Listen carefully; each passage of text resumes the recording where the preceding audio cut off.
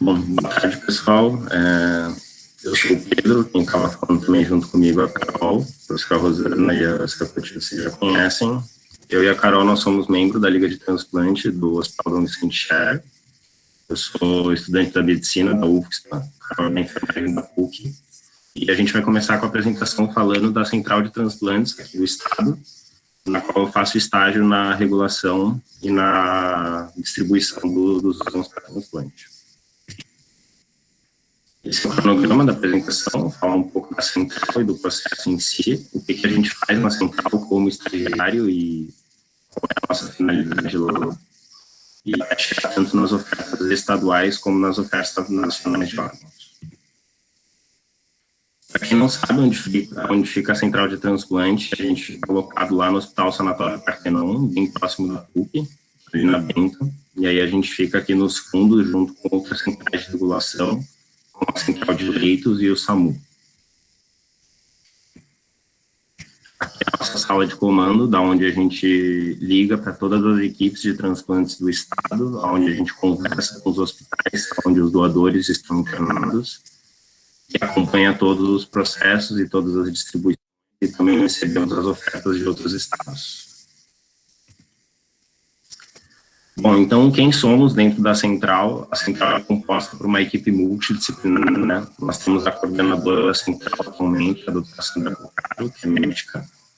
Nós temos os médicos plantonistas, que são os responsáveis pelas tomadas de decisão, tanto em relação ao doador, quanto em relação aos órgãos, se eles vão ser ofertados ou não, dependendo das condições clínicas, conforme é avaliado. Alguns médicos sanitaristas, que fazem a avaliação do desempenho da central e da realidade. Alô? Desculpa. Oi, Pedro, desculpa, é que o áudio tá bem ruim. Tá cortando? Isso, tá cortando. Acho que é porque tu deve estar com 2 acessos, tá dando eco, tá cortando, não sei, tá com algum problema. Não sei, deixa eu ver, talvez seja a questão do...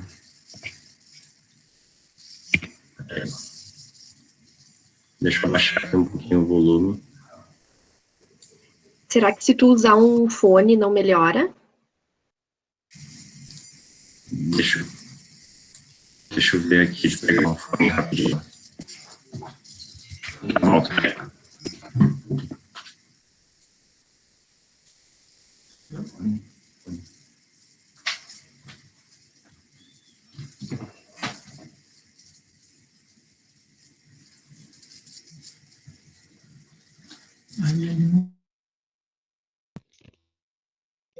E aí tu bota o HG handsfree.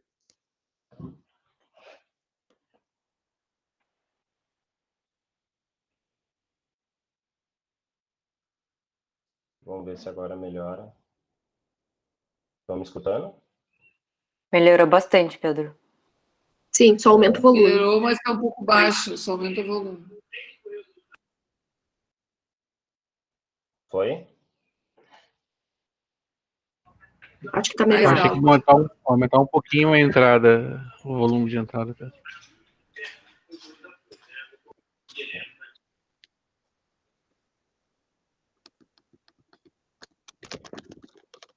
E agora? Como é que foi? Tá melhor, tá melhor. Ainda tá baixo, mas acho que é isso. Mas tá, pelo menos não tá cortando. Tá, perfeito. Bom, qualquer coisa eu tento dar uma arrumada aqui de novo. Melhorou bem, melhorou bem. Tá, perfeito.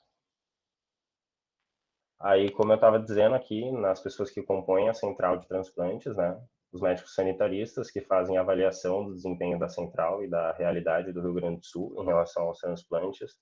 Nós temos algumas enfermeiras que trabalham principalmente na questão da distribuição das córneas para os hospitais do estado e do processamento delas. Nós temos uma equipe composta de psicólogos e assistentes sociais que ligam para as famílias doadoras para ver como que foi esse processo para eles, para ter um feedback de como que eles se sentiram em relação a isso. Os estudantes de medicina, que são os estagiários, que participam fundamentalmente da questão logística e da avaliação dos doadores ao longo do processo. Algumas pessoas que compõem a estatística para gerar os dados que a gente manda para o Sistema Nacional, para que a gente também tenha uma ideia da realidade nossa do Estado, e assessores administrativos que fazem questões principalmente relacionadas a pagamento, porque nós trabalhamos com diversas captações, a gente tem muita questão logística, a gente freta avião, então tudo isso tem que ser contabilizado para pagar as pessoas certinho. Bom, a estrutura da Central de Transplantes, né? O Sistema Nacional de Transplantes foi criado em 1997 e é composto por esses cinco entes principais, né? A gente tem o Ministério da Saúde, que faz uma regulação a nível nacional, juntamente com a Central Nacional de Transplantes, né? A gente tem as secretarias estaduais de saúde, que fazem a realidade e trabalham conosco, né, a nível de cada estado. Centrais de saúde municipais, em alguns locais existem centrais municipais, além da central estadual, né? Depende da questão do tamanho do município e se essa é uma realidade necessária a ser instalada. Os hospitais autorizados tanto para a captação de órgãos quanto para os transplantes em si. Depois vocês vão ver que alguns hospitais têm determinadas equipes e outros não. E os serviços auxiliares, que a gente lida com algumas empresas privadas que fazem transporte, principalmente transporte terrestre, transporte aéreo, né? Mas a gente também se relaciona com entidades como o Batalhão Aeroviário do Estado, que é da Polícia Militar, e a Força Aérea, que às vezes ajuda a gente na questão dos transportes de órgão em distâncias maiores. Isso é mais ou menos um organograma de como que a central está, como que a regulação do transplante funciona, né, a nível de legislação e de sistema também. A gente tem o Ministério da Saúde junto com a Secretaria de Assistência, né, e embaixo a gente tem a assistência de saúde especializada, né, já que o transplante é uma condição de saúde muito especializada, né, muito específica. A coordenação geral do Sistema Nacional de Transplantes, a Central Nacional, as centrais estaduais, e aí a gente passa para algumas entidades muito mais regionalizadas, como as OPOS, que são as organizações de procura de órgão, e depois a gente vai ver que eles são responsáveis por uma busca ativa dos doadores em determinados hospitais. As comissões intra-hospitalares de doação e transplante, que aí são entidades específicas de cada hospital, né? A OPO já pode ter uma abrangência mais ampla, né, do que um único hospital. E as equipes transplantadoras que trabalham recebendo os órgãos que nós ofertamos e também os pacientes que necessitam da terapia do transplante. Né? Bom, a nível da Central Nacional, né, o decreto de 2017 que regulamenta a funcionalidade dela, né, que é executar as atividades de coordenação logística e distribuição de tecidos para o processo de transplante. Então, a Central Nacional é responsável por receber as ofertas de outros estados e encaminhar para os estados que têm receptores em lista, né? Então, ela é responsável por gerar a lista única nacional, contemplar urgências, né? Caso a gente tenha um paciente, por exemplo, que faça uma hepatite fulminante, precise de um transplante de fígado, a gente pode recorrer à Central Nacional e não ficar totalmente só vinculado à questão dos doadores no nosso estado, né? Articular a distribuição de órgãos entre os estados da federação, aumentar o aproveitamento de órgão, né? Porque o que a gente percebe é que muitas vezes alguns estados fazem captação de órgãos, mas não têm receptores em seus estados, né? Ou não tem equipes que transplantam, né? Por exemplo, Santa Catarina e Paraná não tem equipe de transplante de coração. Então, esses estados geralmente ofertam para o Rio Grande do Sul ou para outros estados próximos, como São Paulo, que tem equipe para transplante cardíaco. Viabilizar o transporte pelo convênio com as companhias aéreas, né? Por exemplo, os rins que são ofertados a níveis nacionais, eles vêm de companhias aéreas normal, como Azul, Gol. Então, essas companhias, empresas privadas, fazem parceria com o sistema de transplante. A nível estadual, a gente já tem um detalhamento maior e um número de responsabilidades maiores também, né? Que é a questão da organização, coordenação e regulação das atividades doadoras e transplantadoras no âmbito do Estado, né? Então, tem que ser definido um plano estadual de doação e transplante, né? O diálogo com as equipes, então, todas as equipes são verificadas e autorizadas a realizar o transplante. Aqui eu coloquei a câmara técnica, porque o rim tem uma câmara de todas as equipes que se reúnem para debater a questão da realidade, de quais doadores são aceitos, e tudo mais, então tem critérios mais bem definidos, né, para que a central e as equipes possam dialogar em relação aos doadores e o que vai ser ofertado para transplante. As OPOS, que são as organizações de procura, e as CIDOTs, que são também organizações de procura, mas mais a nível de cada hospital. Documentação de doador, então a gente faz verificação do diagnóstico de morte encefálica, autorização familiar e exames laboratoriais que são encaminhados para a gente. A gente faz a inclusão no sistema de manutenção dos dados desse doador, né? Tanto durante o processo, a gente faz toda a verificação, insere o doador no sistema, gera as listas e tudo mais, e depois a gente arquiva esses dados em pastas físicas, né, lá na central. A gente faz também a avaliação e viabilidade de doador, né? Por exemplo, muitas vezes alguns pacientes etilistas, por exemplo, né, têm um histórico pesado de etilismo, 1 litro de destilado por dia, às vezes a gente tem algumas situações assim, a gente não vai colocar esse doador para ser essa pessoa, por mais que tenha autorização familiar, a gente não vai ofertar o fígado dela, porque a gente sabe que é algo inviável de ser feito, né? Comunicar laboratórios de imunologia, né? No Rio Grande do Sul, para transplante, nós temos um laboratório que fica alocado no Clínicas e na Santa Casa, que faz a tipagem HLA e a prova real de compatibilidade entre doador e receptor, e também as equipes transplantadoras, conforme tenham as ofertas e os órgãos são disponibilizados, né? A gente aloca esses órgãos e providenciamos o transporte. Então, por exemplo, se a gente tem uma equipe de Passo Fundo que aceita um rim ou um fígado, a gente tem que mandar esse órgão para Passo Fundo e tudo isso a gente tem que documentar e também arranjar transporte para levar esse órgão. Fiscalizar e aplicar penalidades, né? As equipes são não avaliadas, mas elas têm que fazer recertificações de tempos em tempos, e caso alguém cometa algum tipo de infração, existem penalidades que podem ser até a suspensão da atividade transplantadora ou simplesmente uma questão de chamar a atenção de uma atitude que não foi correta ou a melhor recomendada, né? E fazemos relatórios e análises da realidade transplantadora do Estado para a gente saber onde é que estão os nossos problemas e o que podemos melhorar a nível estadual. As organizações de procura de órgão, como eu disse, elas são responsáveis por fazer uma busca ativa dos doadores, né, das pessoas que possivelmente estão em morte encefálica, para que tenha a abertura do protocolo e possivelmente o diagnóstico, né. No estado, nós temos 7 OPOS funcionantes, né.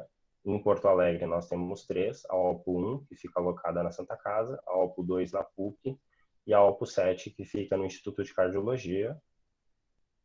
A nível do estado, a gente tem mais a OPO 3, alocada em Caxias, OPO 4, Passo Fundo, OPO 5, Rio Grande e OPO 6, Lajeado. E todas essas são responsáveis por um número de hospitais, a maioria é responsável por mais de 10 hospitais, que auxiliam nessa questão da busca pelos doadores e também em alguns pontos do diagnóstico de morte encefálica, né? Como vocês podem ver aqui no mapa, né, você vê que tanto as OPOS na capital quanto no interior elas ficam muito localizadas, né? A gente tem uma grande área descoberta ainda pelas OPOS, né? E em função disso, né, em 2011 só que foi criada a OPO 7, né, que é chamada de OPO cirúrgica, que ela que é responsável por fazer a questão da captação no interior, onde as outras OPOS também não podem auxiliar. Então, a OPO, a gente tem uma procura de doadores em hospitais, sem a CIDOT principalmente, né? Alguns hospitais também têm e a OPO auxilia, mas majoritariamente acaba acontecendo das OPOs auxiliarem os hospitais que não têm CIDOT ou não têm uma CIDOT muito atuante, né? Auxilia no diagnóstico de morte encefálica, principalmente na questão do exame complementar, como vocês vão ver numa aula que a doutora Fernanda, intensivista da Santa Casa, vai dar para vocês, que o exame complementar geralmente precisa de uma formação mais específica, não é todo mundo que sabe fazer, então geralmente tem alguém da OPO que é responsável por fazer esse auxílio específico. E às vezes auxilia na entrevista familiar, que é um processo bem complicado e bem difícil de encarar como profissional de saúde, né? E às vezes as equipes dos hospitais não se sentem preparadas para fazer isso, então a OPO também pode fornecer esse auxílio, né? A OPO 7, como eu disse, é responsável pela captação dos órgãos, principalmente abdominais. Depois eu vou explicar como é que funciona a captação, né? mas os órgãos abdominais geralmente são captados pela OP7 e ela também nos auxilia na questão de logística nacional, como busca dos órgãos no aeroporto de Porto Alegre, ou se precisa levar para outro estado, a OP7 que auxilia a gente nesse quesito. As CIDOTs, que são as comissões intra-hospitalares de doação de órgãos e tecidos para transplante, né? Existem mais de quase 50 CIDOTs atuantes no estado do Rio Grande do Sul, né? 41, né, no total. Mas o número sofre atualização frequente, né? Então, nos hospitais em Porto Alegre tem bastante CIDOTs atuantes e funcionam bem. Várias vezes a gente recebe notificações das próprias CIDOTs e a gente conversa com eles ao longo de todo o processo. Aqui é mais para exemplificar como é que funciona essa dinâmica entre OPO, CIDOT e hospital, né? A gente tem um hospital número 1 que pode ter uma OPO alocada em seu hospital e uma CIDOT, né? O caso Santa Casa é um exemplo. Aí a OPO fornece auxílio a outros hospitais que não têm CIDOT nem OPO, né? Faz a busca ativa nesses hospitais e comunica a central estadual.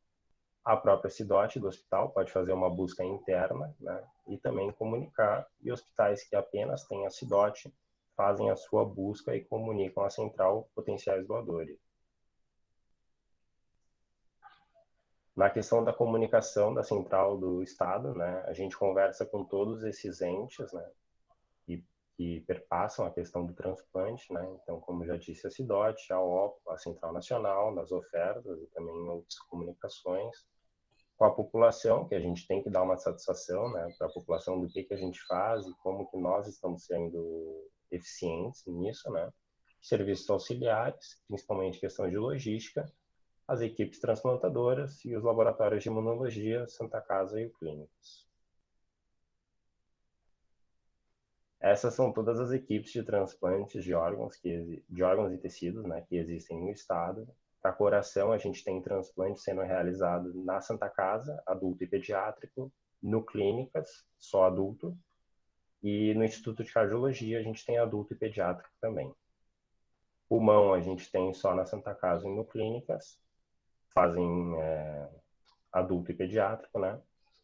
O fígado, a gente tem 2 equipes de adulto na Santa Casa e uma pediátrica. No Clínicas, uma adulta e uma pediátrica. E Passo Fundo também tem uma equipe. A equipe de rim, dos órgãos, é a que tem maior número, né? A gente tem a Santa Casa, com uma equipe adulta, uma pediátrica. Clínicas, PUC, Nossa Senhora da Pompeia, em Caxias. São Vicente de Paulo, em Passo Fundo. Hospital de Lajeado, Ijuí. São Francisco de Paula, em Pelotas, o Universitário de Santa Maria, o Hospital Mãe de Deus e o Hospital Moinhos de Vento, que fazem o transplante de rim. E o transplante de pâncreas é feito exclusivamente pela Santa Casa. E no estado a gente tem 16 equipes que fazem transplante de córneas. Bom, então esse é um desenho que vocês vão ver muito ao longo da disciplina, que é o processo de doação e transplante em si, desde a sociedade, que é onde estão no caso, os futuros doadores, as pessoas que venham a falecer por morte encefálica, né? Todo o processo de diagnóstico de morte, a notificação para a central, entrevista familiar, consentimento, todo o processo de triagem até efetivamente o transplante e a liberação do corpo para a família, né? E esse é um ponto muito importante que a gente também tem que ter uma dinâmica com muita atenção lá na central, porque nós também participamos da questão da liberação do corpo para a família, porque geralmente a família quer o corpo em tantas horas e a gente tem que correr com a logística para que a doação dê certo, né? Dentro do tempo que a família coloca para a gente. Esse aqui é um protocolo de verdade de morte encefálica que a gente recebe lá na central. Vocês vão ver também na aula da professora Fernanda, né? A gente tem a identificação, a idade, nesse caso é um paciente de 30 anos que fez um AVC hemorrágico, né? Aí a gente tem confirmação do coma, confirmação do AVC, como é que foi feito, né? Tomografia. A gente tem os pré-requisitos para abrir o protocolo, tudo preenchido. A gente tem os parâmetros vitais, pressão e temperatura aqui, porque pressão tem que estar num determinado parâmetro, não pode estar abaixo, temperatura também não pode estar em hipotermia. porque senão isso pode simular uma morte encefálica. Então a gente tem que cuidar desses dados também. Se foram feitos todos os testes, se não foi feito, por que não foi feito, tem que ter uma justificativa, e o médico é responsável por esse diagnóstico, né? A mesma coisa o segundo teste clínico, o teste de apneia e o exame complementar, que nesse caso foi um ecodoppler transcraniano. Aqui a gente também recebe a gasometria arterial, que é feito para o teste de apneia, né? O principal que a gente avalia é a questão da PCO2, porque a gente avalia se o centro respiratório do paciente funciona, né? A gente coloca o paciente dentro de 42 milímetros de mercúrio de CO2 e deixa ele evoluir além disso para ver se ele respira ou não.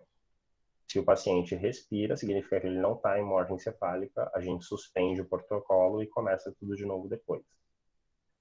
Ou então, se ele não respira, que foi esse o caso, é confirmado um dos testes, que é a apneia. Aqui uma folha de como que o exame complementar é passado para a gente, né? E aí no final, compatível com parada circulatória encefálica. Feito isso, a gente confirma o diagnóstico de morte encefálica e aí a gente autoriza a entrevista familiar, né? A entrevista familiar também é um documento todo preenchido, né? Por um responsável, no caso, preferencialmente, de primeiro grau direto, né? Pai, cônjuge ou filho, né? E no máximo até segundo grau, no caso netos, avós ou irmãos. Se for segundo grau, tem que vir uma justificativa do porquê que foi de segundo grau. Nesse caso, quem autorizou foi o irmão, né? E aí ela foi porque a esposa não tinha documentos comprobatórios, né? De ser cônjuge do falecido. Então, quem autorizou foi o irmão. A gente recebe também aqui, principalmente, uma coisa que a gente tem que tomar cuidado, que é a data do falecimento, né? E aqui a data da entrevista. Dia 15/9/2020, às 16h11, é a data do óbito, que é o último teste realizado. E aqui a data da entrevista, 16h45, então a entrevista foi feita depois, né? Que é o correto, porque senão a gente está solicitando o órgão de alguém vivo, né? Caso isso aqui seja discordante. Também assinado pela pessoa responsável que fez a entrevista familiar. Aí aqui, ó, tá cobrindo um pouquinho, mas vocês podem ver que está escrito coração, pulmão, fígado. A família autoriza órgão por órgão que deseja doar, né? E aí é isso que vai ser repassado para a gente e a gente vai repassar para as equipes, caso a família aceite doar coração, a gente faz oferta para as equipes de coração e assim sucessivamente os outros órgãos. Para os familiares que aceitam a doação de pele, né, a gente tem um documento especial que eles têm que assinar com perguntas um pouco mais invasivas, né? Por exemplo, se já foi vítima de violência sexual, se já teve relacionamento sexual por dinheiro, uso de drogas. Então, a família autorizar pele e córnea já é um pouco mais difícil, por próprios conceitos que a população tem de que o ente querido dela vai ficar desfigurado depois no velório, né? E ainda tem que passar por essas perguntas um pouco mais constrangedoras, assim, né? O que dificulta mais ainda com que a gente tenha uma efetivação da doação desse tecido.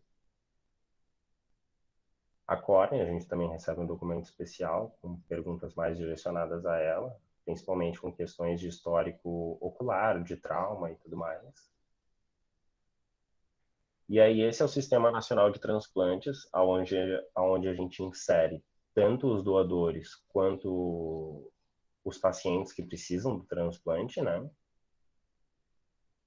Aqui é uma foto de quando a gente fecha o protocolo de morte encefálica, né? A gente coloca aqui o nome do doador, a data em que a gente está fazendo essa notificação, o sistema gera para a gente esse código RGCT, que é como se fosse um RG mesmo, um número de identificação dessa pessoa, doador por morte encefálica, colocamos o hospital onde ele estava, doador de múltiplos órgãos, sim, quando a gente confirma a morte encefálica, doador de córnea, sim, família autorizou, e colocamos outros dados, idade, pessoa que foi responsável pela entrevista, peso, altura, que vai ser importante principalmente para a doação de coração e pulmão, e o tipo sanguíneo quando a gente tem a confirmação por exames laboratoriais, sexo e alguns outros itens que são opcionais. Aí a gente passa para a questão da avaliação do doador, que tem dados gerais, né, como o peso e altura são importantes para a questão da doação de coração e pulmão, história clínica do doador e a situação atual, como é que ele está. A maioria está internado na UTI, né, então a gente tem parâmetros hemodinâmicos, pressão arterial, frequência cardíaca, se o paciente está usando muito drogas vasoativas, né, para melhorar a circulação, para manter estável e tudo mais. E um histórico clínico também. O paciente tem diabetes, o paciente tem hipertensão, se o paciente é leitiguista, o paciente tem tatuagem, o paciente tem piercing, né, se já teve histórico de tuberculose. Todos esses pontos são avaliados e isso vai fazer com que nós, na central, junto com o médico regulador de plantão, né, tome a decisão de ofertar os órgãos desse doador ou não, né, mediante o histórico que a gente recebe e a avaliação laboratorial.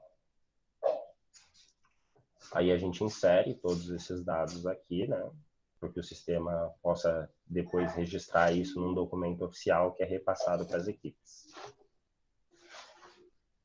Na avaliação do doador, a gente tem os laboratoriais obrigatórios, né, que são os marcados em vermelho, principalmente avaliar a questão da funcionalidade renal, funcionalidade hepática, né, mas geralmente a gente tem, geralmente não, muito pouco, né, muito poucas vezes a gente não tem um desses itens, né, para colocar no sistema. Nas sorologias, a gente avalia Chagas, hepatite C, marcadores de hepatite B, se foi vacinado, se tem hepatite ativa ou não, HIV, HTLV, que são infecções que são contraindicação absoluta à doação, né? Então, caso o paciente venha positivo, né? Às vezes o paciente já sabe, né? Já tem histórico de que, não, ele é HIV positivo mesmo, isso já nos diz como contraindicação desde o início, né? Mas às vezes acontece do paciente não saber, né? E aí, quando chega o sorológico, o paciente HIV, então suspende tudo, não vai ter captação, né? Toxoplasmose, citomegalovírus e sífilis, né? E aí algumas avaliações específicas para coração e pulmão, principalmente. Coração a gente solicita eletrocardiograma e ecocardio, principalmente para ver fração de ejeção, né? E se maior de 40 anos, se mulher a maior de 30, se não me engano, a gente solicita também cateterismo. E pulmão, raio-x de tórax do dia da captação e gasometria arterial específica, com uma ventilação um pouco mais prolongada, para a gente ver a questão de como que está a troca gasosa desse paciente, né? Bom, além dessas avaliações que já são de praxe há bastante tempo, né? Esse ano a gente teve a questão da pandemia, que impactou bastante a central e o transplante, né, a nível mundial, né? Então, a partir mais ou menos ali de abril, começo de maio, que começou a se estabelecer melhor os critérios para triagem em relação ao COVID, né? No início a gente tinha só uma questão de história clínica, então, o paciente tinha uma síndrome gripal, o paciente chegou com insuficiência ventilatória já, o paciente já estava internado e evoluiu para morte encefálica, como é que ficava isso, né? E muitas vezes dependia muito da informação que a família nos passava, né? O paciente estava super bem, sofreu uma queda, mas estava meio que resfriado, ele tinha muita alergia, né? E aí fica uma transferência de responsabilidade, né? Um debate que a gente tinha muito na central é que a gente toma como verdade o que a família nos refere e aí a gente vai contraindicar em relação a isso ou não, né? No caso que a gente pegou de um doador, era um doador jovem, devia ter uns 35 anos, então em tese daria para ofertar todos os órgãos, né? Ele estava com um quadro meio de resfriado, assim, antes de ter o trauma, né? E aí a família disse que ele tinha muita crise alérgica e que provavelmente era isso, né? Mas para não correr esse risco, né, o regulador do dia do plantão resolveu negar por causa disso, né? Depois a gente teve a migração para o sorológico, né? Mas que tem a problemática de ter uma baixa sensibilidade, então a gente acaba deixando alguns portadores do vírus passar, né? O que também não era a melhor opção, mas foi o que se teve durante algum tempo. E aí, oficialmente agora, a gente tem o PCR, né? Disponibilizado com prioridade para os doadores, né? E aí a nota técnica que estabelece isso, né, que o doador sem suspeita clínica e sem contato com casos suspeitos ou confirmados tem que realizar o PCR para COVID 24 horas antes da captação, né? O que também isso é uma problemática e uma discussão dentro da central, porque muitas vezes alguns órgãos bons são ofertados de outros estados que não têm a mesma realidade de logística que o Rio Grande do Sul tem, e às vezes esse teste já extrapolou as 24 horas, né? E aí a gente fica meio impossibilitado de aceitar esses órgãos, porque oficialmente já não está dentro dos parâmetros estabelecidos pela Central Nacional e a gente tem que respeitar esses tempos, né? Aí aqui é um exemplo de como a gente recebe o laudo, né? Não detectado. Aí uma outra avaliação que a gente faz, juntamente com os testes laboratoriais e o sorológico, é o laudo HLA, né? Que é para ver a compatibilidade do doador em relação aos receptores, né? Aí a gente recebe esses laudos da Santa Casa ou do Clínicas, né? Aí a gente tem duas faixas de HLA, molecular e sorológico, e a diferença é uma questão de como é a leitura disso pelo sistema, né? O sorológico é o mais antigo, que é o que a gente coloca no sistema, e o molecular é um método mais moderno e mais preciso, né? Depois vocês vão ter uma aula com o professor Norman, o chefe do laboratório de imunologia, que ele vai explicar direitinho as diferenças, né? Mas é mais uma questão técnica, assim. Aí, com todas essas informações em mão, a gente coloca o laudo HLA aqui, né? Isso é importante porque, principalmente, o HLA vai determinar a questão da colocação do paciente na lista de rim, né? Que é o principal que a gente necessita da HLA. A gente coloca a causa da morte e aí a gente faz a história clínica do paciente, né? Do doador, no caso. Nesse caso, era uma pessoa previamente ígida, sem nenhum tipo de doença, teve uma cefaleia súbita, rebaixamento do sensório progressivo, perda da consciência, e aí evoluindo para um AVC hemorrágico quando constatado na emergência, né? Foi internado na UTI, teve suspeita de pneumonia aspirativa, secreção purulenta, tabagista pesado, 2 maços dia, né? Aqui como é que a gente coloca no sistema, né? A gente insere todos os números, a gente coloca negativo ou positivo, né? Ou a gente pode colocar também inconclusivo. Alguns estados não conseguem fazer, principalmente sorologia para toxoplasma e citomegalo, e aí coloca não realizado, né? E aí a equipe que for aceitar esse órgão tem que realizar essas sorologias antes do transplante.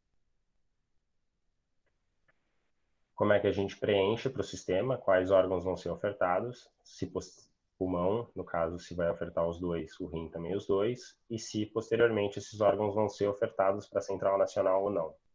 No Rio Grande do Sul é muito infrequente a gente fazer ofertas para nacional, né? A gente recebe muito mais ofertas do que faz a nível nacional. Porque como nós temos todas as equipes aqui, geralmente é quando uma equipe não aceita, é por condições do doador, né? E aí a gente, se as nossas equipes não aceitaram por isso, né? Não justifica muitas vezes a gente mandar esse órgão para os outros estados, sendo que a gente não quis no nosso próprio estado, né? Salvo exceções, caso tenha uma prioridade, né, em outro estado, algo emergencial. Aqui, como a gente faz as listas, né, no sistema, a gente processa, o sistema mesmo processa todos os dados que a gente insere, e aí ele nos gera todas as listas de todos os órgãos, né. Aqui é uma lista oficial de rim, para vocês verem como é. A gente tem as informações do doador, já na lista, sorologias importantes para o transplante de coração. Ecocardiograma, no caso, não tinha disponível, porque, se não me engano, esse paciente estava no Cristo Redentor e não tinha quem fizesse o ecocardio no dia. e os pacientes que saíam em lista, né? Nesse caso, todos os pacientes eram do Instituto de Cardiologia, e aí a gente vê peso, né, do paciente, idade, peso máximo e mínimo. Para transplante de coração, o peso é muito importante, porque o coração do doador tem que dar conta da volemia sanguínea do receptor, né? Então, nesse caso, era um paciente de 80 quilos, né? Para ele dar conta de um paciente de 100 quilos, talvez não consiga, né? Fica a critério lógico da equipe, né? Mas a gente já consegue ter um olhar em relação a isso lá na central. Tipagem ABO, que tem uma preferência, né? Aqui a gente tem o grupo O, primeiro os pacientes do grupo O, por uma questão estatística, né? O grupo O é um grupo bem prevalente na população, né? Junto com o grupo A, mas que recebe muito pouco, né? Pela questão é o mesmo raciocínio da transfusão de sangue, né? Doador universal, mas não é receptor universal. Então, para essa justiça, né, de números, o sistema coloca os receptores do grupo O na frente. Caso necessite de transplante duplo, geralmente se fazia transplante de coração e pulmão, não se faz mais tanto, porque os resultados não são tão bons assim, tem que se visto. E priorizados, geralmente coração, é porque o paciente está com drogas vasoativas para funcionar ou tem outras justificativas. A priorização também é uma avaliação feita pela central. O médico escreve uma justificativa do porquê que o paciente dele precisa ser priorizado. O médico de plantão avalia se essa justificativa é válida ou não e prioriza o receptor. Agora aqui é uma lista de rim. Aí vocês podem ver também as informações primordiais. Aí, no caso, a gente já tem o HLA, né? As sorologias. E aí a gente tem as equipes, né? Santa Casa, PUC, clínicas, tipo sanguíneo, né? No caso, a gente vê um A aqui na frente, né? Porque o paciente é priorizado. Nesse caso aqui, esse paciente da PUC é porque ele tem um painel muito alto aqui, ó. Vocês vão ver depois na aula de imunologia também vai ser dito, né? Que o painel representa representa quanto de anticorpos você tem em relação à população, né? Então, no caso, se você tem um painel de 99, você tem 99% de chances, digamos assim, de rejeitar um órgão que venha da população, né? Mismatch, que é a compatibilidade de estruturas mais específicas do HLA, não vou entrar nesse mérito, deixar para o professor Neumann falar para vocês. E a priorização, o mesmo sistema, né? É aquilo que eu disse, painel, a gente pode ter um painel baixo, né? Que aí é uma chance menor de rejeição. Geralmente são os pacientes que ficam com os órgãos, são aqueles que têm painel baixo, né? E a priorização, se é priorizado ou não, majoritariamente no rim os pacientes são priorizados porque tem um painel muito elevado, né? Aí a alocação e distribuição dos órgãos, como é que a gente faz, né? Depois que a gente fechou o protocolo, a família autorizou a doação, a gente recebeu os laboratoriais, recebemos o sorológico, recebemos o teste do COVID, que é algo mais específico desse ano, a gente começa as ofertas. A gente oferta primeiro o coração, aí a equipe que aceita tem que se deslocar até o local para captar. O coração aguenta 4 horas de isquemia, né? Fria, fora do corpo, implante direto e não é passível de reoferta, né? Então, no caso, se por algum motivo já aconteceu com o pulmão algumas vezes, uma vez comigo de plantão lá, a equipe de captação se deslocou até o local, tinha aceito, abriram o paciente, aí quando viram o pulmão tinha um dano que não tinha aparecido no raio-x e os exames laboratoriais também não indicavam esse dano. Aí, no caso, a equipe recusou a oferta, não tem tempo hábil, né, de reofertar esse pulmão, então é só uma vez assim. Pulmão 4 a 6 horas de isquemia fria que aguenta. O fígado, captação pela equipe de aceite, aguenta 12 horas de isquemia fria, implante direto também. É passível de reoferta em algumas vezes, dependendo da questão logística, como é que esse fígado foi captado, né? Às vezes a equipe aceita, aí chega lá na captação, aí o fígado tinha esteatose, gordura, né, no fígado e não foi visto, tal, aí a equipe recusa, mas geralmente capta assim mesmo para ofertar para outras equipes para ver se alguém aceita, né, já que já se teve o trabalho de ir até lá captar. Captação de rins, pode ser feito geralmente pela equipe do fígado ou pela Opus 7, como eu tinha dito, né? Uma equipe do estado, digamos assim, que faz a captação. O rim aguenta até 48 horas de isquemia fria, né? Mas geralmente se tenta manter dentro das 24, né? Para ter o melhor resultado possível.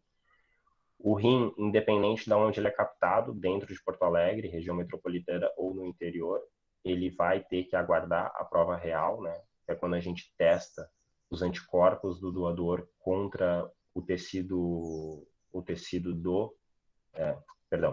quando a gente testa os anticorpos do receptor contra o tecido do doador, né? Aí a gente usa o baço e alguns linfonodos para fazer esse teste.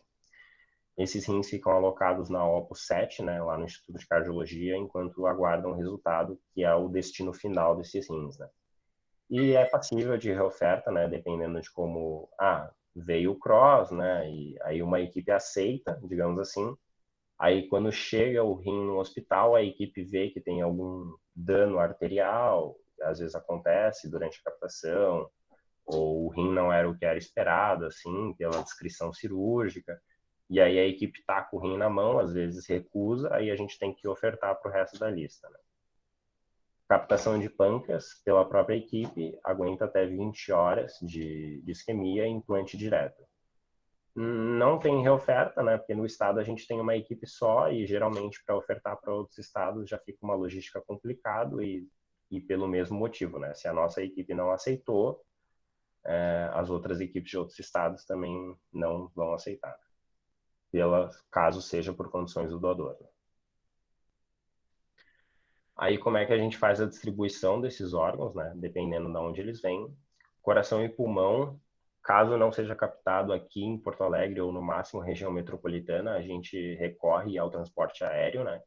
Batalhão Aeroviário do Estado, que é da Polícia Militar, empresa conveniada, ou a Força Aérea, né? Nós que solicitamos lá na central esses transportes. Fígado, rim e pâncreas, carro da Secretaria de Saúde, que faz o transporte para a gente, empresa conveniada ou aeronave, dependendo da distância, né? Captações, por exemplo, em Rio Grande, né? Não tem condição de carro, né? Tem que ser de avião. Aí no rim, depois que a gente teve a captação, como eu disse, tem a escolha dos pacientes pelas equipes que vão para a CROSS, né? Que é a prova real. A equipe nos informa quais são esses pacientes e aí a gente precisa de uma justificativa dos pacientes que não vão, né? Porque vocês viram lá na lista de rim, tem uma ordem e às vezes o primeiro paciente já fez um cross virtual positivo, né? Que a equipe tem a informação, principalmente Santa Casa Clínicas e PUC, de quais são dos anticorpos que os pacientes têm contra quais tipos de HLA, né? Então eles fazem essa comparação no computador.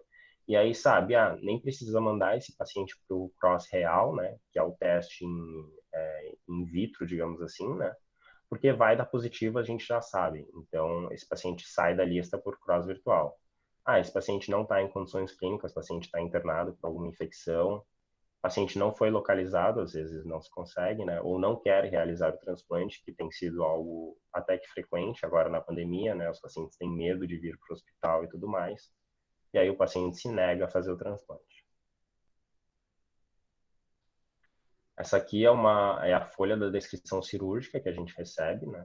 Aí a gente tem todas as informações, quando é que foi feito, né? O clamp, aqui está meio pequeno, mas 6 da manhã, que é quando se clampeia a aorta, que é a partir daqui que a gente começa a contar a isquemia fria do órgão.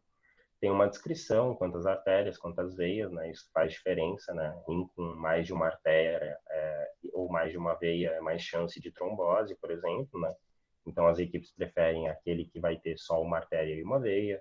Se tem algum dano por algum motivo, ou se o próprio cirurgião já identifica que tem alguma placa aterosclerótica ou alguma anormalidade anatômica ou estrutural interna da artéria, né? Ou da veia. Aqui a gente tem o local que foi retirado o fragmento para biópsia renal, né? E o líquido de preservação que é utilizado, né? Que também influi em quantas horas esse órgão aguenta de isquemia fria, né? E também tem a descrição da perfusão renal, né? Se é boa, excelente ou ruim. Aí o material da biópsia ele vai para o laboratório, né? geralmente clínicas de Santa Casa que fazem o anatomopatológico, para ver a questão da contagem de glomérulos por rim. Isso influi na escolha da equipe, né? Um rim que tenha poucos glomérulos não vai funcionar muito bem, então ele vai preferir aquele que tem mais. E aí isso vai guiar a escolha da equipe para o rim que eles querem. Aí aqui é a lista da prova real que nós montamos lá na central como estagiários. Essa é a que a gente manda para o laboratório. A gente coloca os pacientes na ordem que eles aparecem na lista. A gente coloca o painel, o médico regulador do plantão assina, e aí o laboratório envia para nós o resultado. Aí vocês podem ver aqui que tem um P, né, que é de positivo, significa que esse paciente vai rejeitar o órgão, caso esse órgão seja implantado nele. Alguns não testados, que se faz uma análise virtual ainda depois. E aqueles que dão negativo, que são aqueles que vão receber efetivamente o órgão, né? Aí a gente vê, né, a equipe da Santa Casa faz o cross para a maioria de outras equipes do estado, né? Aí a gente avisa, vamos supor que esse paciente aqui é de Caxias, a gente liga para a equipe de Caxias, fala, ó, seu paciente deu negativo no cross, ele é o primeiro da lista que tem direito a receber, qual rim você quer, né? Aí a gente tem o anatomopatológico que vai ajudar, e caso não tenha o anatomopatológico, geralmente as equipes escolhem o rim esquerdo, né? Porque tem vasos maiores e facilita o implante cirúrgico, né? O cirurgião tem mais liberdade de trabalhar com os vasos para implantar. E aí, caso essa equipe escolha o rim esquerdo, pelos motivos já citados, né? O rim direito fica obrigatoriamente para outra equipe. Aí aqui é o final do processo, né, que nós fazemos lá na central, que é quando a gente coloca que determinado órgão foi transplantado em determinada pessoa, né. Aí tem os dados aqui do receptor, aí a gente coloca aqui o número da seleção, que é o número da lista, né, vai aparecer aquele número de identificação do doador, o lado, no caso aqui é uma ficha de rim, né, o lado do rim que foi transplantado, qual rim, né, na verdade foi transplantado, no caso esquerdo, e aí o status desse paciente muda de ativo para transplantado. E aí ele sai do sistema, digamos assim, né? Ele não aparece mais nas listas, né? As ofertas nacionais, né? Aí aqui a gente finaliza, né, o processo de transplante no estado, principalmente. Aí as ofertas nacionais que nós recebemos, né? Chega num ofício assim, né? Aí tem a identificação por nome, o número de identificação, da onde que essa oferta vem, né? Santa Catarina, no caso aqui é uma oferta de rim, direito e esquerdo, para receptores pediátricos, e zero mismatch, que zero mismatch aí é compatibilidade HLA idêntica, né? E aí tem da onde esse doador tá, né? Itajaí, o aeroporto mais próximo, o líquido de preservação e o motivo, né? Doador pediátrico sem receptor no estado, né? Que acontece várias vezes. Aí algumas informações que eles acham relevantes e a gente recebe todas essas informações que eu disse para vocês, né? Que são colocadas no nosso estado, Santa Catarina também faz a mesma coisa, e a gente recebe isso num documento próprio da Central Nacional. As ofertas nacionais que nós recebemos, né? Coração, pulmão, fígado e rim. Coração, nós recebemos principalmente ofertas de Santa Catarina e Paraná, de outros estados não, por uma questão de tempo, né? Não dá tempo de voar até São Paulo, por exemplo, ou Mato Grosso do Sul, por exemplo, para captar um coração, caso tenha, né? São Paulo é muito difícil de ofertar esse tipo de órgão, né? Mas por uma questão de que tem equipes que fazem esse transplante lá, né? E Paraná também tem uma dificuldade, principalmente das cidades do norte, Maringá, Londrina, geralmente as equipes não vão por uma questão de tempo. Pulmão também, Santa Catarina e Paraná, podemos receber. Fígado já estende um pouco, né? Às vezes, Rio de Janeiro, Mato Grosso, São Paulo, muito difícil, mas principalmente Santa Catarina e Paraná, que ofertam pra gente.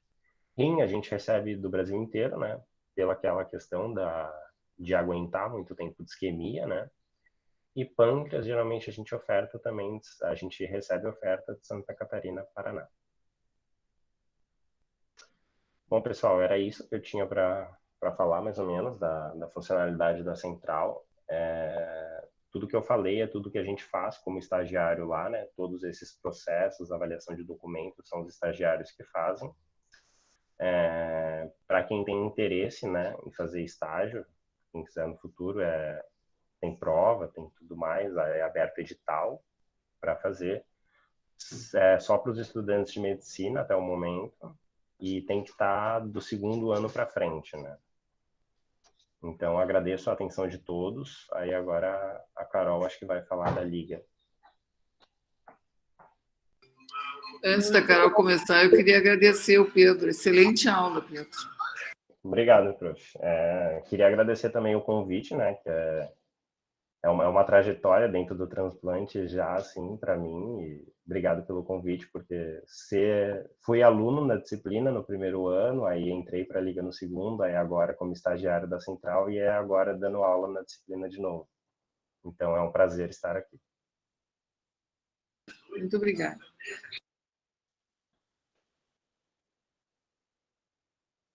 Você pode começar, Carol. Tá, eu vou compartilhar aqui.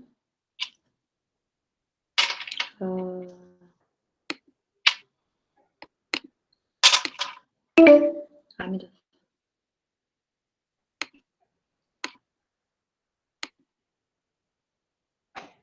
Aqui, tá. Eu só não sei como é que eu faço para abrir. Estão vendo? Sim. Como é que eu faço para abrir? Hã? Tá começando, agora parou. Não sei, a gente tá vendo o teu cachorrinho. Deu, agora apareceu. Liga de transplante, né? Estão vendo isso? Uhum. Como é que eu abro para ficar grande o slide, assim? Alguém sabe? É que eu tô num computador. Tá, mas dá para ver assim, né? Sim, dá para ver. Acho que a gente pode fazer Sim, assim. sim. Acho que ia ficar mais bonito assim, se eu conseguisse abrir ele grande, mas eu não sei fazer isso. Meu Deus. Clica no primeiro ali, Carol. Fica assim. Vê ali em layout, não sei. Ninguém. Não. Tá bom, então eu vou apresentar assim. Eu acho que é melhor. Eu não sei mesmo.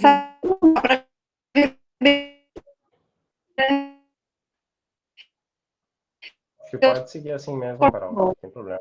Então, vai ter que ser assim. Vai ter que ser assim.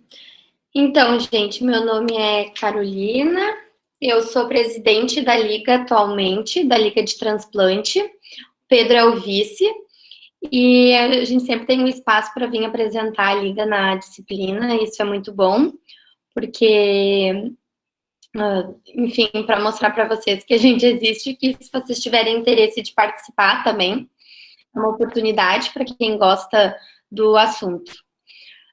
Então, a Liga, ela foi criada, né? Por que criamos a Liga? Porque existe uma lista de espera no Brasil, hoje eu acho que esse número é até maior, onde em 2018 tinham 33 mil pessoas, 33.454 pessoas na lista de espera aguardando por um órgão no Brasil. Então, é um assunto em que a gente precisa conversar e a Liga é uma maneira, muitas vezes, da gente poder chegar na população e falar sobre esse assunto, né? Sobre essa causa. Além de nós, como estudantes, estudar a temática, a gente pode propagar esse conhecimento. E a gente tem profissionais capacitados para atuar no processo. O layout ia ficar um pouco melhor se eu tivesse conseguido abrir a apresentação, mas enfim. Existem hoje, como o Pedro mostrou, a apresentação da Central, profissionais que são capacitados para atuar no processo de doação e de transplante. Em todo o processo, né? Desde que a gente faz essa entrevista familiar, que diagnostica a morte encefálica, até depois no pós-transplante. Aí, ali, Na Santa Casa, a gente tem o Dom Vicente, né, que é um hospital de transplante, então é uma oportunidade muito boa. A gente tem muitos profissionais muito bons e muito atenciosos com a nossa liga e que nos ajudam muito e nos incentivam, nos apoiam a fazer o trabalho que a gente faz e também que agregam muito ao nosso conhecimento como pessoas e também como futuros profissionais da área da saúde. A Liga, então, ela foi criada em 2013 por conta dessa cadeira, né, essa eletiva de doação e transplante, e ela atua até hoje. Então, são 7 anos de Liga já. Aí, agora eu vou explicar para vocês um pouquinho como é que a Liga funciona. A gente divide a Liga num tripé de ensino, pesquisa e extensão. Na pesquisa, a gente realiza atividades, assim, como produção de apresentações que a gente faz em congressos, ou até mesmo, assim, a gente já teve produção de um livro e começou a fazer um, mas a gente ainda não conseguiu concluir. O ensino são os cursos que a gente faz, e a extensão são os projetos que a gente participa e vai para a rua, para praças, outras cidades, falar sobre a doação e transplante de órgãos. Então, a nossa comunidade acadêmica, né? A gente faz... É que agora é difícil falar que a gente faz, porque 2020 foi um ano bem atípico. Então, a maioria dos eventos em que a gente realizava anualmente, a gente não conseguiu fazer esse ano. Mas... falando de 2019, de 2018, a gente tem o clube de revista, que ele era mensal. Uma vez por mês a gente selecionava um artigo, um tema e um profissional que vinha conversar com a gente sobre o artigo, por exemplo, transplante de útero, transplante de fezes, também sobre a doação no mundo, né? Como é que funciona. A gente escolhia. E aí, junto com o profissional, a gente debatia. Era um evento aberto, então pessoas de fora da liga podiam participar. Agora, os últimos que a gente fez já estava ficando uma coisa mais fechada para o pessoal da liga. No clube de revista, a gente também teve parcerias de outras ligas, como a Liga do Câncer, para a gente conversar sobre a temática. A gente também realiza o curso de morte encefálica, desde 2017, eu acho que a Liga já fazia.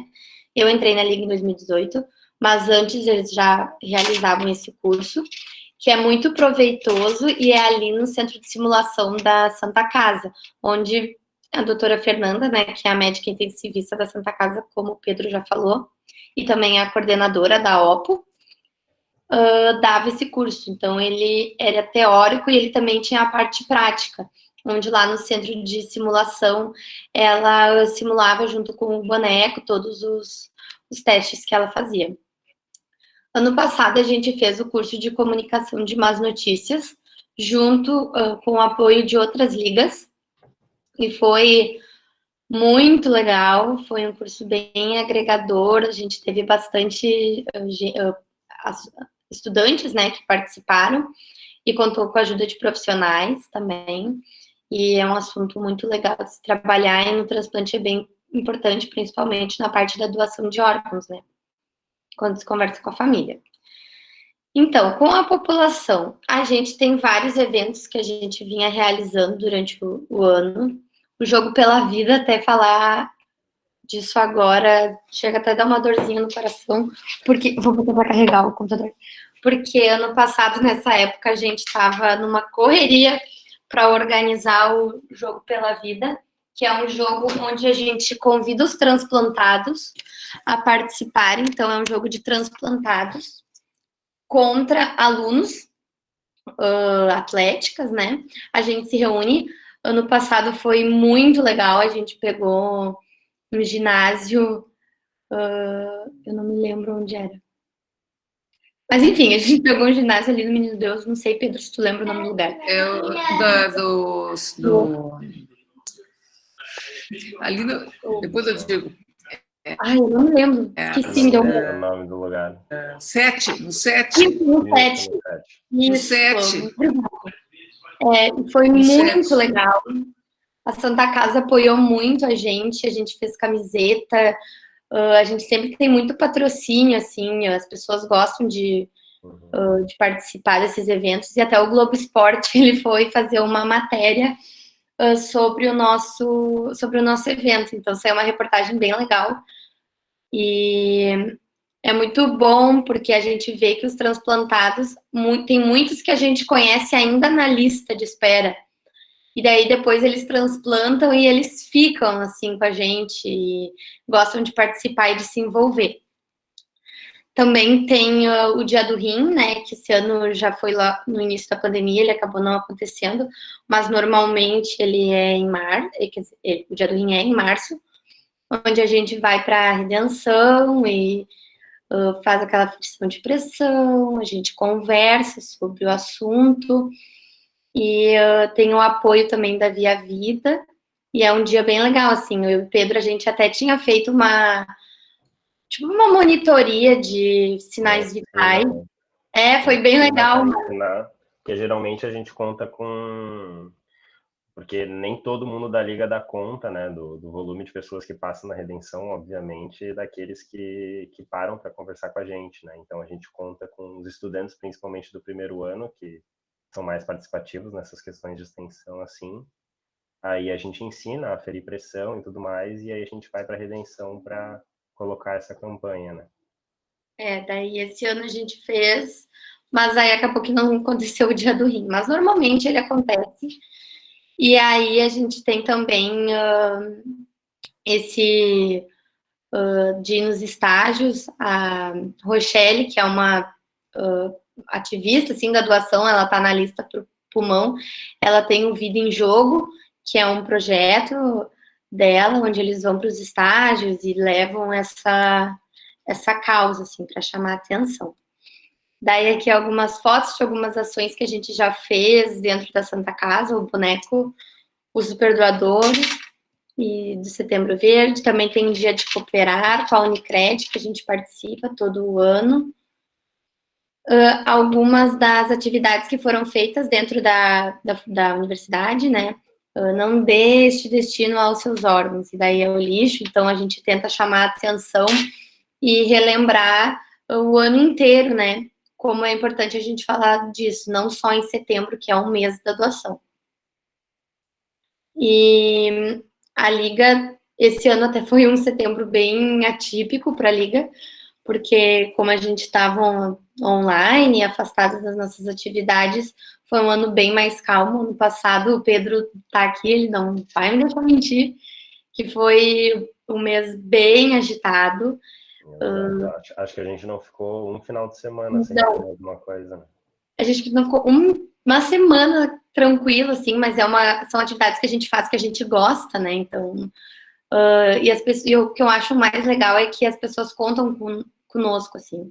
Eles chamam a Liga para participar ou para a gente inovar e ter alguma ideia. Essa foto, a gente está na frente do hospital, lá de Santa Cruz, que é uma cidade do interior. A gente foi para lá em setembro do ano passado para falar sobre doação no hospital de lá e na cidade. E foi muito legal, porque foi a segunda cidade que a gente foi, que a Liga foi, para falar sobre doação. Em 2018, eu pude ir com mais pessoal da Liga, né, para Montenegro, junto com a Fundação Ecarta, que também que também ajuda e fala da temática, né, também é ativista disso.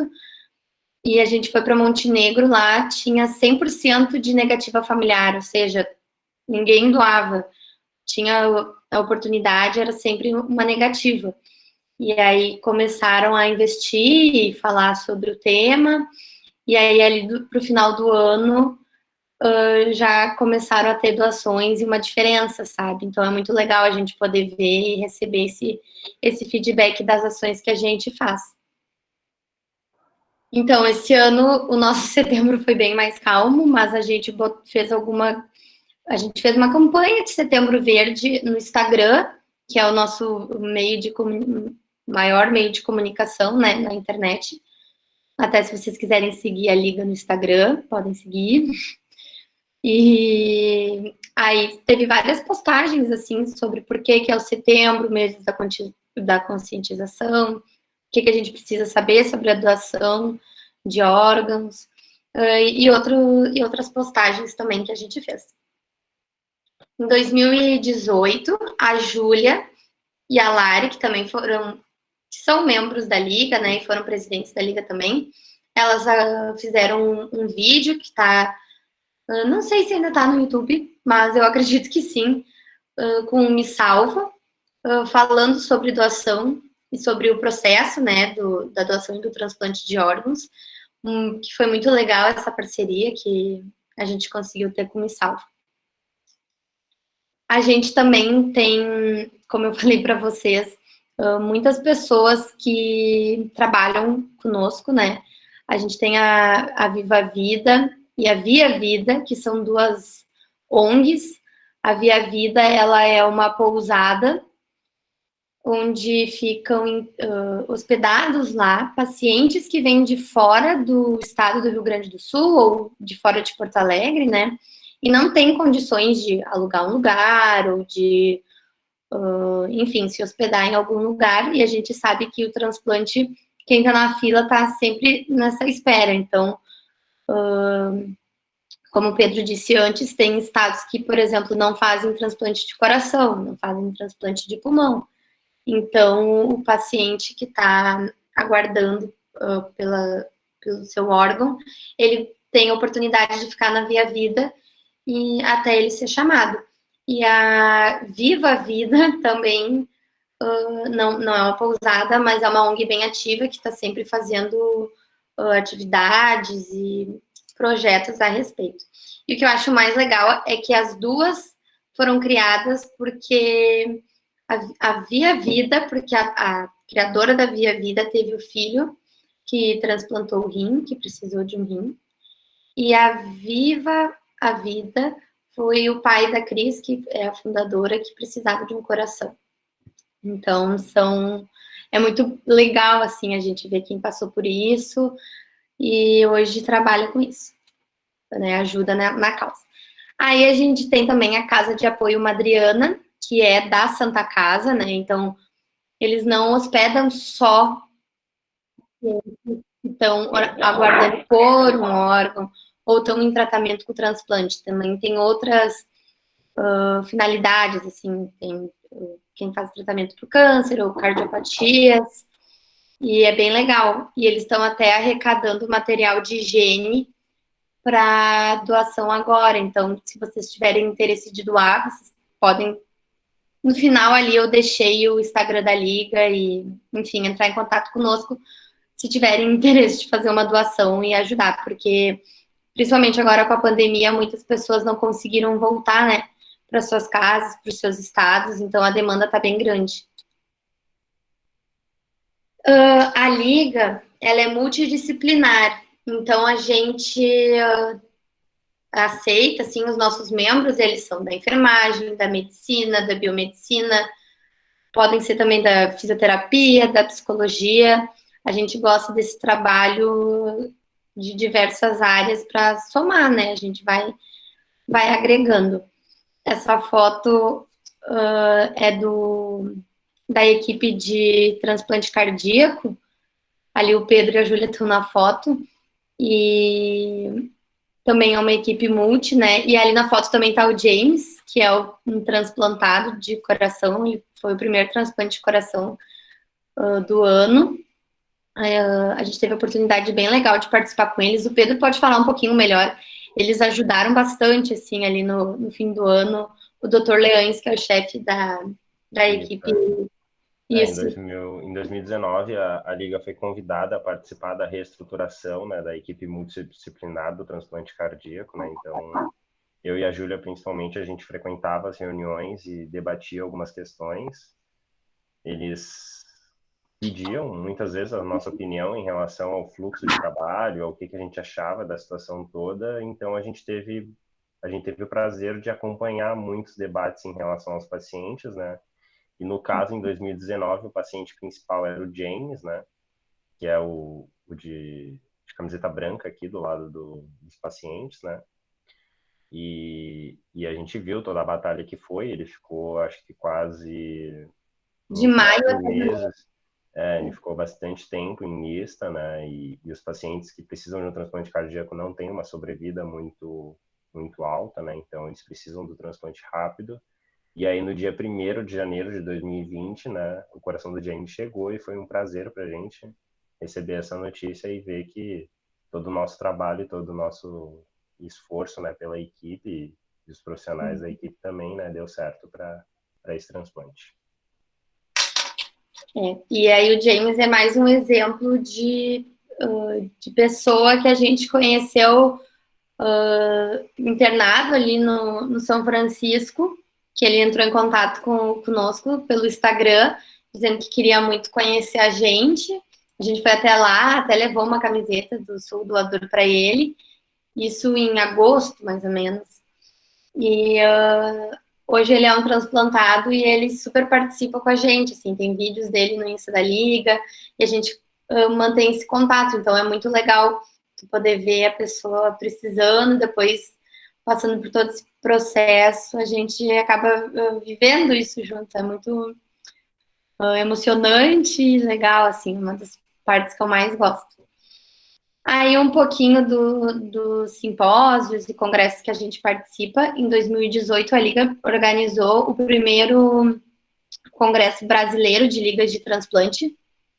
Então, em 2018, a gente reuniu membros de ligas de vários lugares do Brasil que vieram para Porto Alegre para fazer esse congresso. A gente também foi, ano passado, para São Paulo, em Campinas, porque teve o congresso da BTO. E aí a gente, como o congresso da BTO ele acontece um ano no Brasil, um ano em Portugal, a gente, no ano que não é no Brasil, a gente estipulou, né, botou como meta ter esse encontro de ligas. E deu certo, mesmo com a pandemia, esse ano a gente conseguiu fazer. Ele foi online, o segundo congresso foi agora, no final de semana que passou, e a nossa liga, né, a Liga do Dom Vicente, foi uma das ligas organizadoras. E foi muito bom, foi muito produtivo. E também a gente, hoje, existe dentro da BTO, que é a Associação Brasileira de Transplante de Órgãos, né? Existe a CONALTO, que é a Comissão Nacional de Ligas de Transplante, né? E hoje a nossa liga tem esse vínculo, ela faz parte da CONALTO, que é uma extensão da BTO para as ligas de transplante. Então, é um espaço bem legal que a gente tem. E isso surgiu ano passado no congresso da BTO, onde a gente ganhou 2 prêmios de destaque também com os nossos trabalhos, e foram bastante membros da liga fizeram parte. Foi bem legal. Alguns trabalhos, né, como alguns eu já falei, os congressos, as amostras científicas, sempre quando tem essas feiras aí na UFSPA, que agora eu não estou me lembrando bem os nomes, mas o UFSPA acolhe, enfim, a gente sempre tenta se fazer presente. Nas pesquisas também, a gente já auxiliou alguns residentes da Santa Casa, a doutora Elisete também. Algumas publicações que a Liga já fez durante esses 7 anos. Aí, dentro da Santa Casa, como eu disse, né, o Dom Vicente, ele é um hospital de transplante, então a Liga ser do Dom Vicente é muito bom, porque a gente tem acesso e muito apoio. Metade das coisas que a gente faz, a gente não faria se a gente não tivesse, não tivesse tanta gente que a gente pode contar. A OPO1, né, que é a Organização de Procura de Órgãos, que fica ali no 3º andar do Dom Vicente, eu já pude fazer estágio ali pela Liga ano passado, eu fiz e foi muito bom. As enfermeiras dali e a doutora Fernanda também, eles são extremamente atenciosos e disponíveis para a gente, sempre nos auxiliando. Aí também os outros serviços de transplante, que a gente tem a oportunidade de ver os rounds e as reuniões multidisciplinares, que nem aqui o Pedro tem a foto ali com a equipe cardíaca, o banco de pele e de córnea, que a gente sempre fazia, a gente fez, né, as visitas no banco de córnea e de pele, que a gente foi conhecer. E eu também já tive, eu e mais algumas pessoas da Liga, né, a gente teve a oportunidade de participar de retirada de córnea. Quando a Dai era enfermeira do banco de córnea, ela convidou a gente, então uma vez eu fui até o Vila Nova com ela para ver como é que era todo esse processo de retirada e depois o que ela fazia com a córnea quando chegava no banco, né. Aí tem o laboratório de imunologia e o bloco cirúrgico, onde a gente já teve a oportunidade de assistir transplantes acontecendo dentro do bloco, né? Então, pulmão, fígado, rim, que acontece ali no Dom Vicente. Eu já tive a oportunidade de ver, bastante membros da Liga também já tiveram essa oportunidade. Daí, por conta da pandemia, né, que foi um ano bem atípico para a Liga, como eu disse, a gente estava bem mais menos ativos, digamos assim, mas na internet a gente fez algumas campanhas, vídeos, né, tem a Liege, o Dr. Leães, o Dr. Walter, a Fábio, que é transplantada, agora o James, que é transplantado, e esse aqui que tá de máscara, eu não me lembro o nome dele, mas é porque é um nome bem diferente.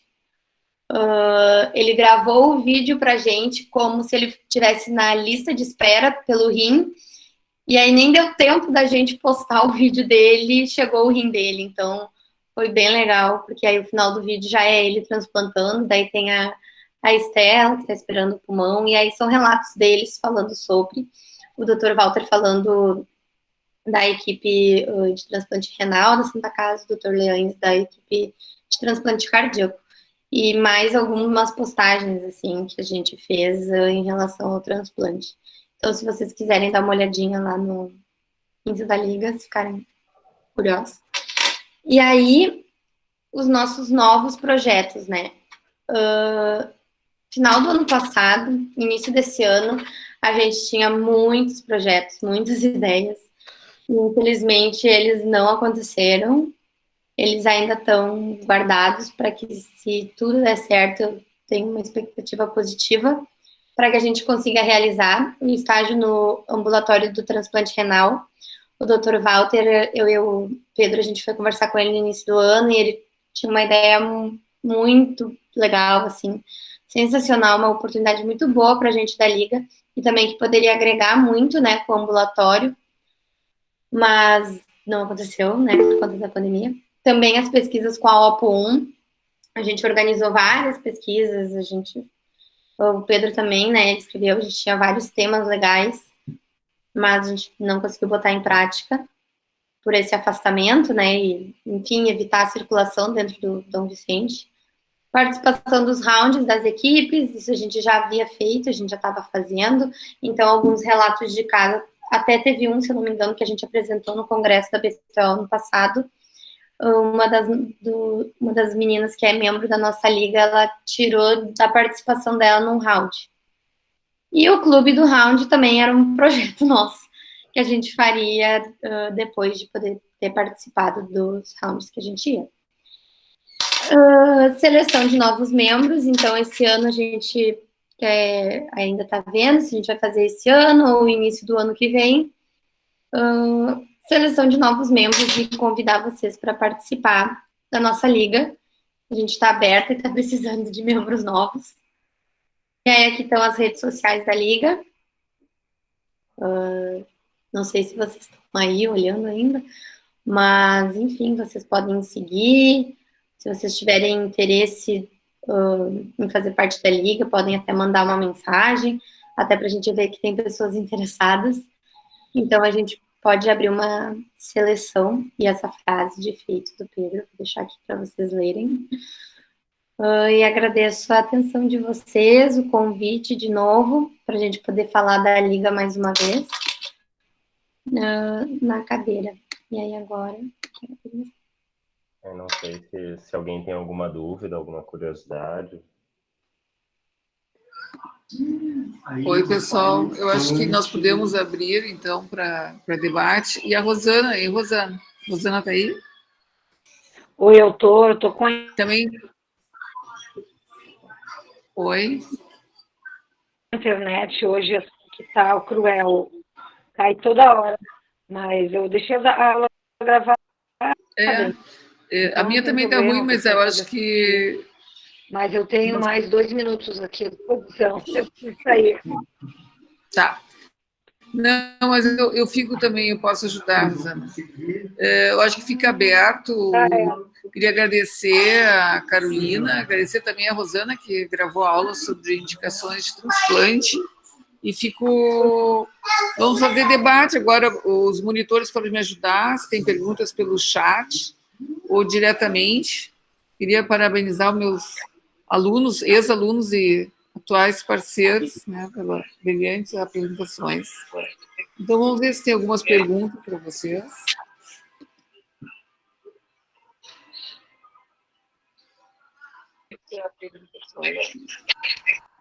Sim, Rafael. Rafael mandou uma mensagem aqui no chat falando de que agora algumas companhias aéreas estão né, estão avisando no início da decolagem que eles estão transportando um órgão para transplante, né?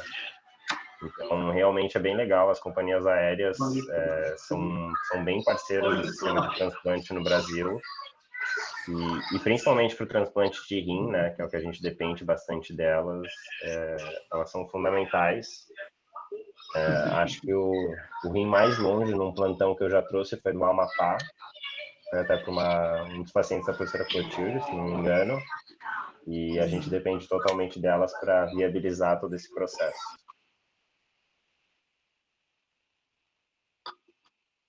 Se não me falha a memória, é a Gol que está fazendo essa... A gente fez até uma postagem no Instagram da disciplina sobre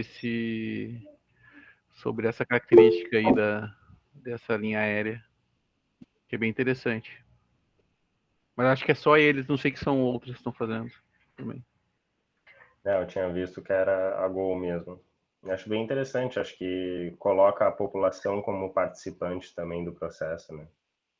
Então, uma grande problemática é fazer com que a população entenda tanto a doação quanto o transplante de órgãos, né?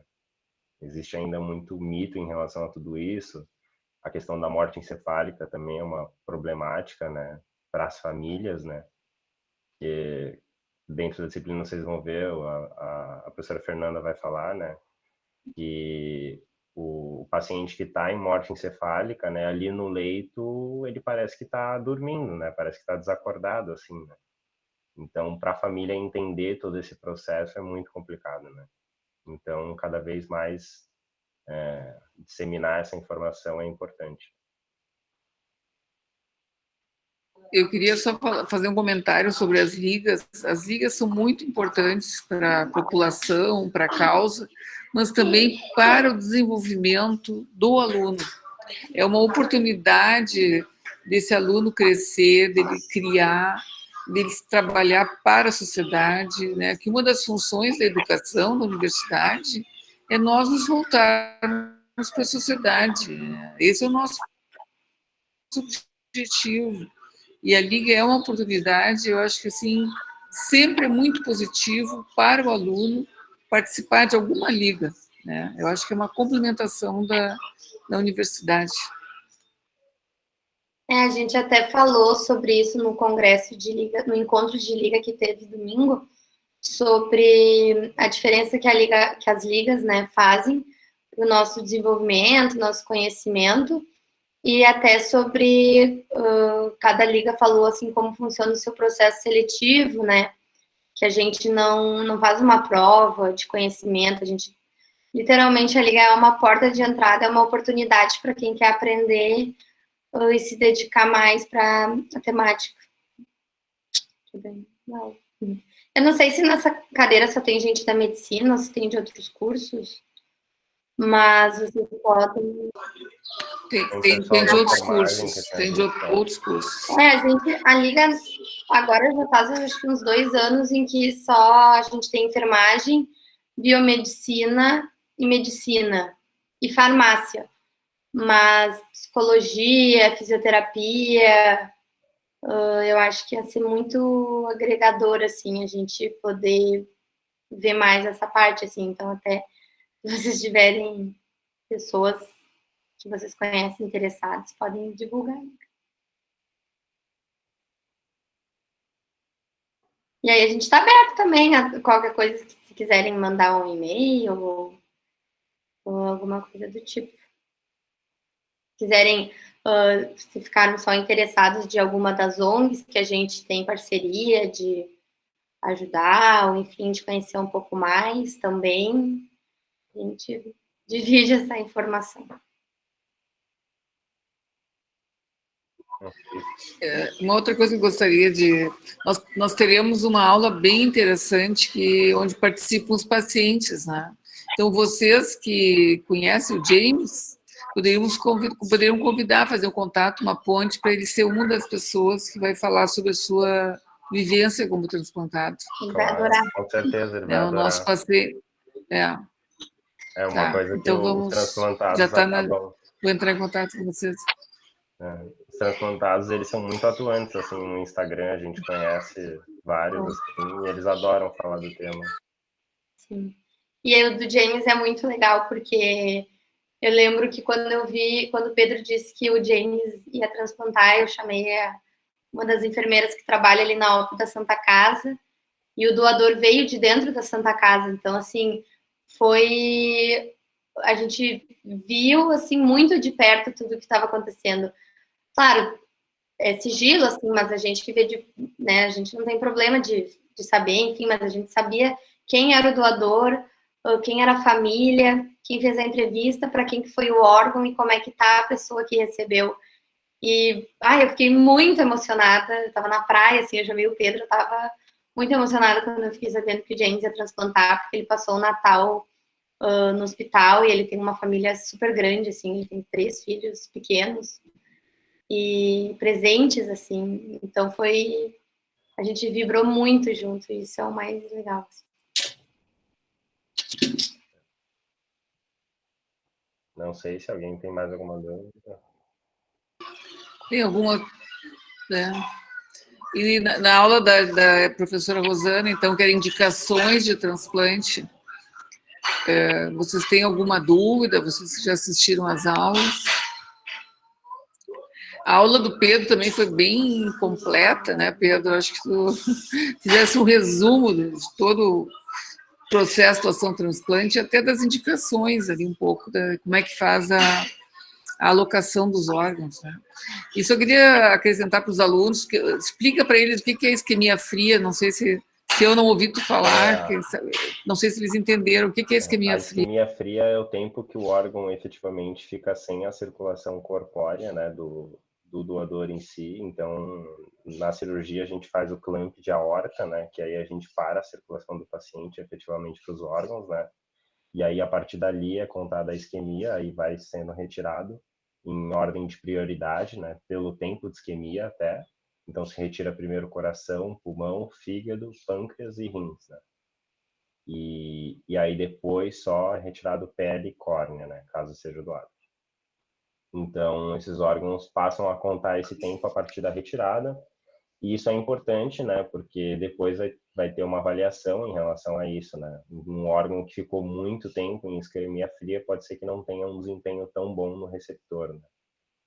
Então, tudo isso tem que ser avaliado também pela equipe transplantadora, e a central tem tudo isso documentado por aqueles documentos que eu apresentei para vocês. A isquemia fria conta desde a hora do clamp, da retirada do doador, até a hora do implante no receptor, quando abre o clamp. Quando abre o clamp do receptor. Eu queria perguntar sobre a aula da professora Rosana, da indicações de transplante. Transplante multivisceral, que ela falou, a gente não realiza aqui, né? Não realizamos de rotina no Brasil. Tem casos, mínimos casos lá no Sírio-Libanês, em São Paulo. Mas na Argentina já tem, aqui na América Latina. Então, a indicação são, em especial, crianças, né, que perderam o intestino por uma enterocolite. Então, são pessoas que sobrevivem com nutrição parenteral. Mas é um transplante bastante complexo, e apesar de ser intestino, ele é um órgão muito imunogênico, Outra pergunta. Então, é o Ministério da Saúde. É o Ministério da Saúde que tem que regulamentar esse tipo de transplante. A gente vê muita E campanha. o pagamento não está sendo aceito. A gente vê bastante campanha em redes sociais para levar crianças para fora do Brasil, né? Estados Unidos, principalmente. Então, realmente aqui não tem acontecido, né?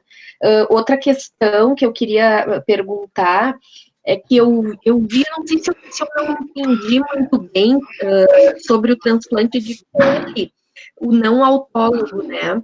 O transplante de pele, o não autólogo, a pessoa recebe, o receptor, né, recebeu, e depois de um tempo ele precisa fazer uma troca ou não? Vocês vão ter uma aula maravilhosa com o professor Eduardo Shen, mas eu vou te dizer o seguinte, eu vou te adiantar que o transplante de pele, na realidade, a doação da pele é um curativo. Sim. Quando a pele é rejeitada, já veio a pele nova do paciente e ele já está curado. Então, ele é um transplante transitório e ele é o melhor curativo que pode existir para aquele paciente, em especial queimado. Mas vocês vão ter uma aula excelente do Eduardo e o banco de pele. Ele tem o banco de pele, é o único banco de pele aqui do sul do Brasil. Uhum. Não, então foi isso, é porque eu fiquei na dúvida ali, né? Então tá correto, entendi, acho que bem. Outra pergunta, o Dom Vicente Scherer, ele faz o transplante de medula, né? Também. Faz. Não só autólogo, né?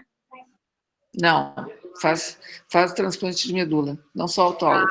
Tá. Uhum. O Hospital Santo Antônio também, nesse momento está parado, porque tem que mudar a estrutura física. Precisa uma estrutura muito específica, com filtros, circulação.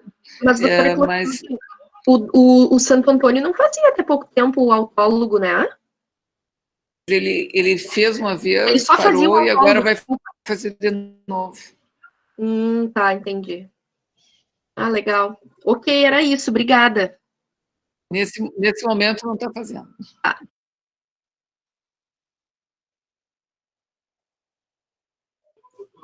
Mais alguma pergunta? Não esqueçam de preencher os questionários da semana que conta a presença. Se não tem mais perguntas, eu queria agradecer mais uma vez os palestrantes. Eu fico muito, muito, muito feliz que vocês, eu sinto que são um fruto dessa disciplina, e essa é a razão de ter a disciplina. Então, são testemunhas da importância, e fico muito alegre e realizada quando eu vejo os meus alunos aí tão bem, e bem representados. Então, muito obrigada a todos, até terça que vem. Obrigada, ótima aula. Obrigado. Parabéns, viu? Obrigado. Obrigada, boa noite.